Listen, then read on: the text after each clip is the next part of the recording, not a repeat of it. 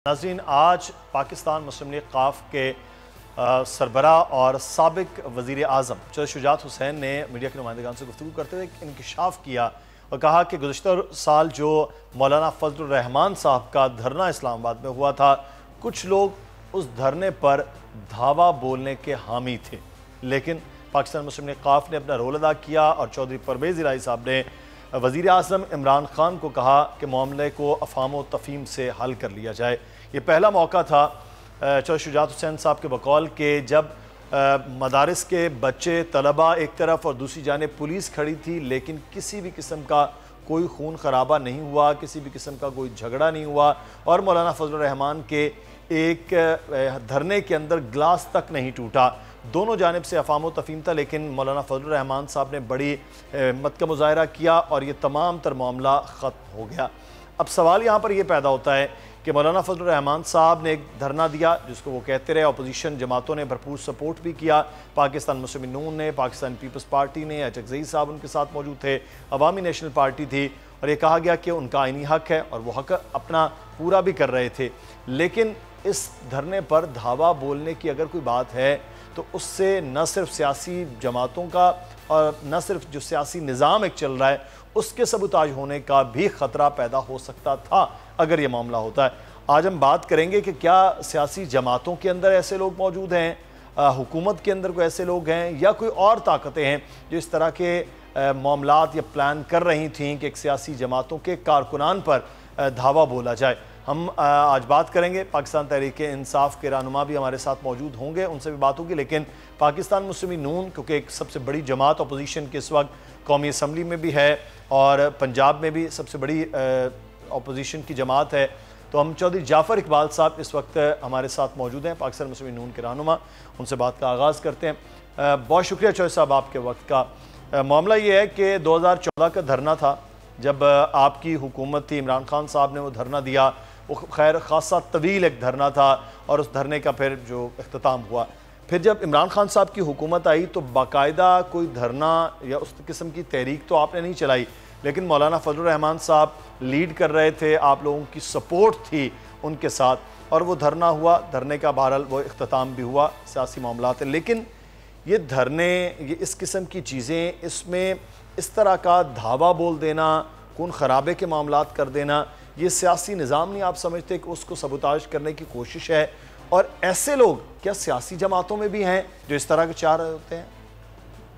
बिस्मिल्लाहिर्रहमानिर्रहीम। बहुत शुक्रिया मुदस्सिर इकबाल साहब,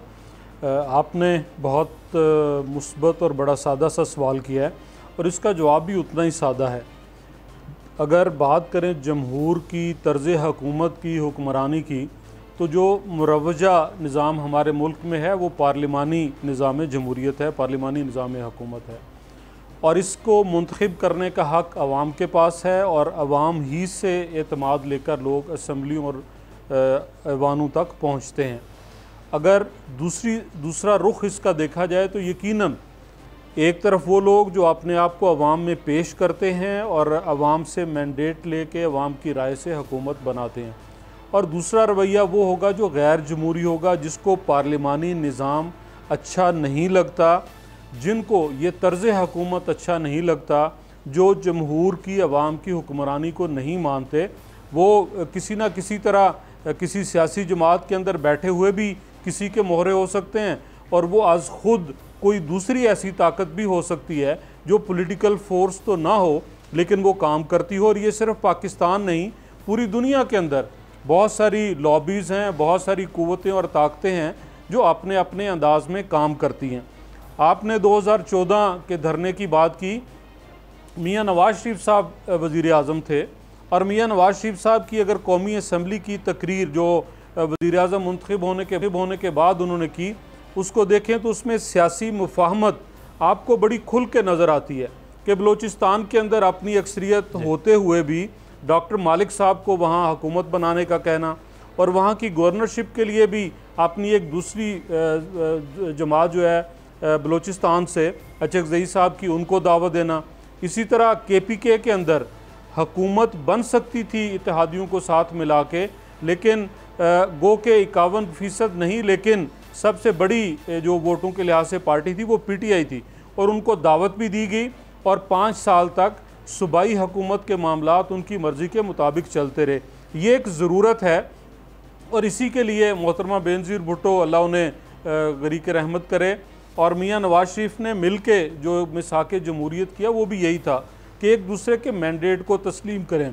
शुजात साहब आज किस मौके कर रहे हैं, वो इत्तेहादी हैं इमरान खान साहब के। आज अकेले शुजात साहब नहीं, अगर आप कौमी असम्बली के रुकन आमिर लियाकत साहब की गुफ्तगू सुने तो वो अपने कैबिनेट मेंबर के बारे में क्या कहते हैं। इसी तरह मुल्तान से आज एक रुकन कौमी असम्बली गुफ्तगू कर रहे थे, आप उनकी सुन लें। कुछ दिन पहले सनाउल्लाह मस्ती खेल कौमी असम्बली के अंदर वज़ीरों को इख्तियारात देने की बात कर रहे थे। तो बहुत सारी, इसी तरह कराची के अंदर PTI लोड शेडिंग यानी वफाकी हुकूमत का जो मैंडेट है और काम है उसके ख़िलाफ़ आपको एहतजाज करती हुई नज़र आ रही है। राजा रियाज साहब क्या कहते हैं, कोई उनकी सुने तो उनका बड़ा सादा सा मुतालबा है कि गैर मुंतखब लोगों की पार्टी के अंदर इस वक्त जो है वो ज़्यादा चलती है और उनकी राय मानी जाती है, जबकि मुंतखब अवाम के नुमाइंदे जिनकी वजह से इमरान खान साहब वज़ीर आज़म हैं उनकी सुनी नहीं जाती। तो ये बुनियादी तौर पे दो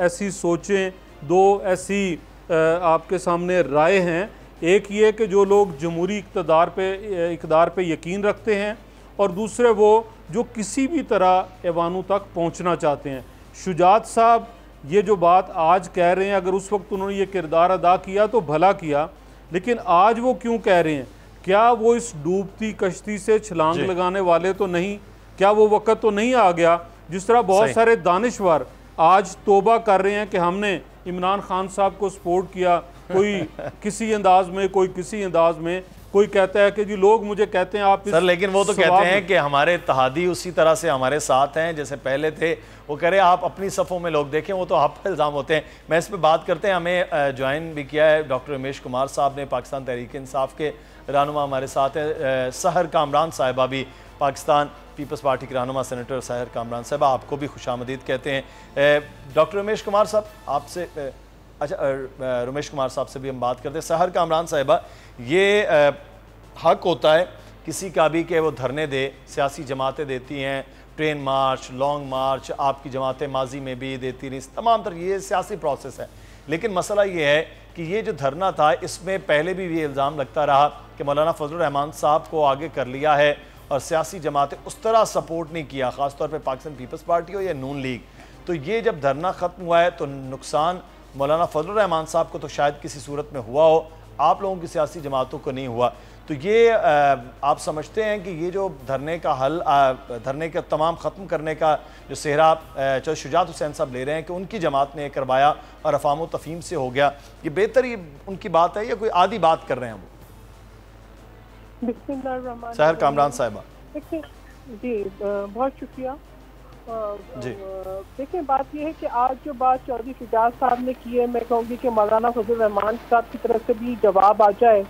तो इससे गुफ्तगू करना जरा बेहतर लगेगा। लेकिन मैं आपसे कहूँगी कि आपको पता है कि पीपल्स पार्टी, अच्छा मैं आपको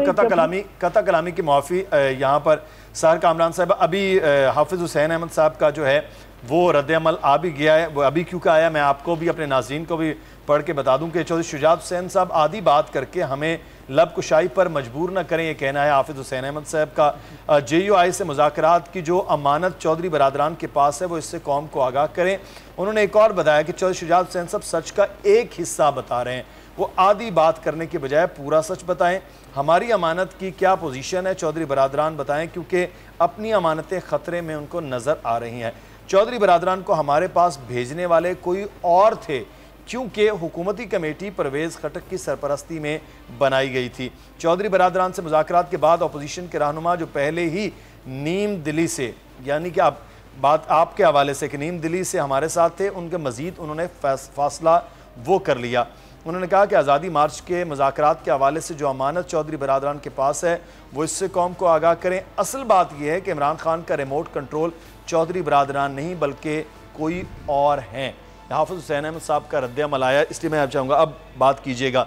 जी शुक्रिया मुदस्सिर इकबाल साहब। बात यह है कि मैं जो बात कह रही थी तो वही बात आ गई ना सामने। मैं यही कह रही थी कि बात पूरी खुल के सामने आने दें दोनों तरफ से। दोनों, अभी भी बात अधूरी बात की हो रही है। तो जो बात पूरी होने दें, और बात पूरी होने में कोई इतना बड़ा इबाम भी नहीं है। देखिए, आज जिस चीज़ को हम पहले दिन से कहते थे कि ये जो टोट बटोट की दुनिया है, ये जो टोट बटोट का ख़ानदान है, ये सिलेक्टेड है, ये इनकी अपनी कोई ना इनकी साख है ना इनकी अपनी बैंक है, इनको लाके खड़ा किया गया है। आज जब ऐसा वक्त आ गया कि इनकी कारकर्दगी के नतीजे में, इनकी नाक़िस कारकर्दगी के नतीजे में, इनकी इनकॉम्पिटेंस के नतीजे में, इनकी गलत इंटेंशंस के नतीजे में, इनकी एरोगेंस के नतीजे में आज पाकिस्तान का हर पिलर, हर सेगमेंट ऑफ सोसाइटी, हर ऑर्गेनाइजेशन, हर इंस्टीट्यूशन तबाही के दहाने पे है। आप चाहे आज मईशत की बात कर लें, आप खारजा पॉलिसी की बात कर लें, आप जो है गवर्नेंस की बात कर लें, आप बेरोजगारी की बात कर लें, आप गुर्बत की बात कर लें, तो हल करने की तरफ कोई नहीं देखते कि कोई उम्मीद की किरण भी नहीं है। जिस तरह से इन्होंने जो है PIA को नुकसान पहुंचाया, जिस तरीके से ट्रेन के हादसा बढ़े, जिस तरीके से आवाम की जो है मुश्किलों में इजाफा हुआ, महंगाई बढ़ी, ये तमाम चीजें आज जो है इनके साथ जो लोग खड़े हैं दूर कर रही है कि वो हकाइक को बयान करें और इनडायरेक्टली मैसेजेस दें। ये इनडायरेक्ट मैसेजेस बड़े अहम हैं, इनको आप नजरअंदाज ना करें। आपको देखना पड़ेगा कि ये जो एक इमारत की गई थी जिसकी कोई बुनियादें नहीं थी, जो भुर पड़ी थी, वो आज गिर रही है और उसके साथ खड़े किए हुए फटे पीछे हट रहे हैं, क्योंकि उन्हें पता है कि इसका बोझ अब हम नहीं उठा सकते। इसकी कोई बुनियाद नहीं थी, इसकी फाउंडेशन नहीं थी, ये रेजा रेजा हो रही है और अपने ही वजन से रेजा रेजा हो रही है, अपनी ही खराब करके से रेजा रेजा हो रही है। ये जो भी आधी बातें हैं कि आप देखिएगा कि अगले चंद दिनों में आएंगी और ये सारी बातें इनके अपने अंदर से आ रही हैं। आज इनके इत्तेहादी बात कर रहे हैं, उसके जवाब आ रहे हैं। अभी जब खुलकर बातें आएंगी तो आपको ये, फिर हमारे जो खदशात थे, फिर हम एक बात कहते थे सिलेक्टेड, आप उस सिलेक्टेड के महफूम को समझिए और उसके असरात और उसकी जो इम्प्लीकेशंस हैं और जो कॉन्सिक्वेंसेज हैं जिसको आज पूरी कौम भुगत रही है, उसको देखिए। सब्सक्राइब करें और बेल दबाएं ताकि कोई खबर रह न जाए।